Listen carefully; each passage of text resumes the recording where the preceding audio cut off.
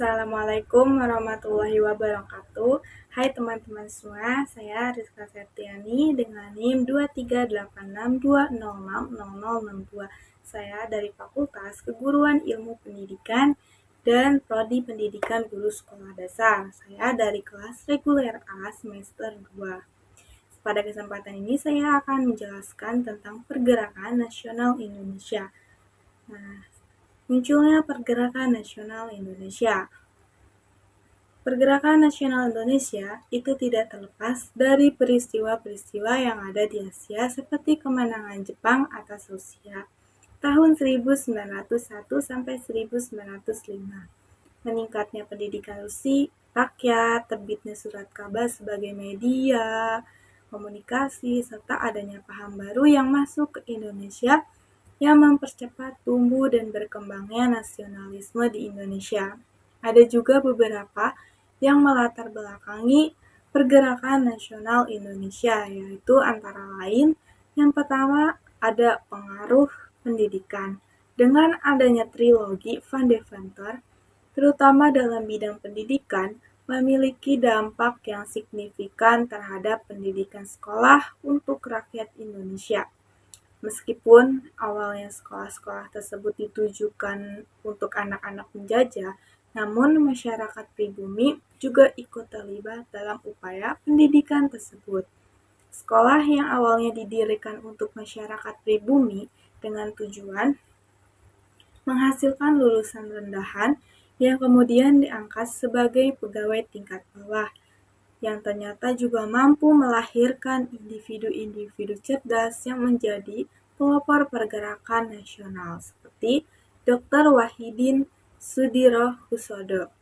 Yang kedua ada diskriminasi. Nah, diskriminasi ini dalam pergerakan nasional merujuk pada perlakuan tidak adil atau tidak setara terhadap individu atau kelompok berdasarkan faktor-faktor seperti suku, agama, ras, atau gender.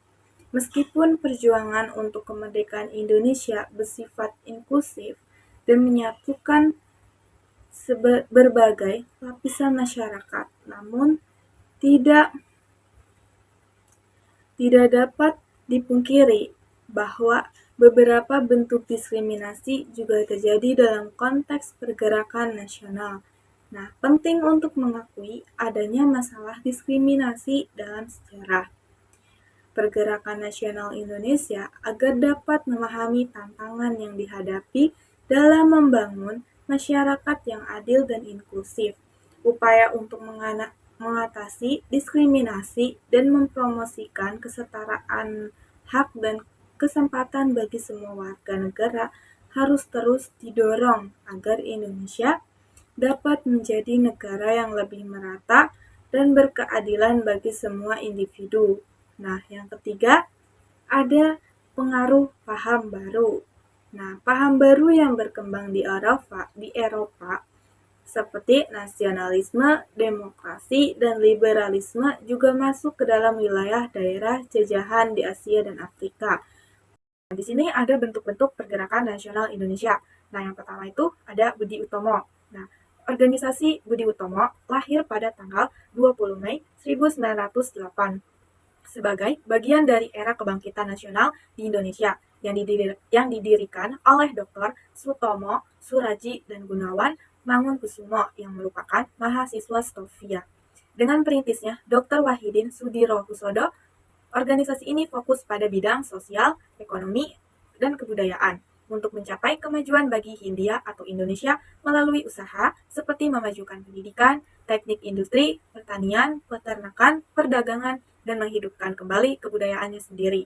Pada tanggal 5 Oktober 1908, Budi Utomo mengadakan kongres di Yogyakarta dengan rumusan bahwa Budi Utomo ini tidak berpolitik dan kegiatannya yang difokuskan pada bidang sosial, budaya, dan pendidikan. Lalu yang kedua ada Syarikat Islam. Pada tahun 1911 di Laweyan, Solo berdiri anggota organisasi Syarikat Dagang Islam yang dipimpin oleh Saman Hudi. Lalu berdirinya Syarikat Dagang Islam atau SDI, yaitu dengan tujuan bersaing dengan pedagang Cina dan memajukan perdagangan SDI serta agama Islam. Lalu pada tahun 1912, atas anjuran HOS Cokroaminoto, Nama STI diubah menjadi Sarekat Islam atau SI. Sarekat Islam ini memiliki tujuan mengembangkan jiwa dagang, membantu anggota yang kesulitan dalam usaha, memperbaiki pemahaman agama Islam, dan mendorong hidup sesuai ajaran agama. Lalu yang ketiga, ada Indes Cepatis. Nah, pada tanggal 25 Desember 1912 di Bandung, Indes Cepatis atau IP didirikan oleh Dawes Dekker atau Danudirja Setiabudi dan Mangsuma dan Soehardi Sojiningrat atau Ki Hajar Dewantara. Tujuan IP adalah mempersatukan Hindia Belanda sebagai persiapan menuju kemerdekaan. Melalui surat kabar The Express, IP menyebarkan tujuan tersebut.